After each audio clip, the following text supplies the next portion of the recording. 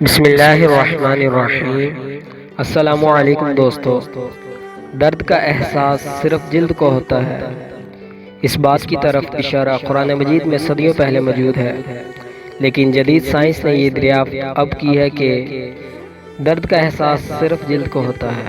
Video شروع کرنے سے پہلے جو ناظرین ہمارے چینل پر نئے ہیں ان سے گزارش ہے کہ چینل کو سبسکرائب کر لیں اور بیل آئیکن کو پریس کر دیں تاکہ مزید ویڈیوز آپ تک بآسانی پہنچتی رہیں۔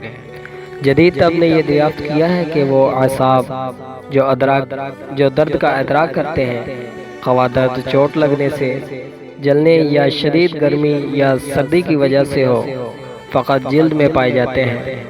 یعنی اگر جسم میں کوئی سوئی چبھوئی جائے تو درد صرف جلد کی سطح پر ہوگا، لیکن اگر سوئی جلد سے آگے گزار دی جائے تو بقیہ گوشت میں درد محسوس نہیں ہوگا۔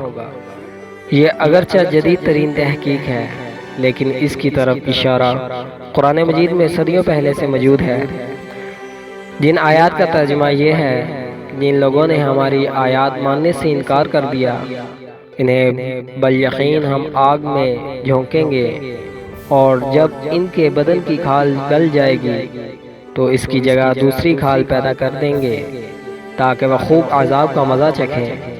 بے شک اللہ تعالی بہت زبردست، بڑی حکمت والا ہے۔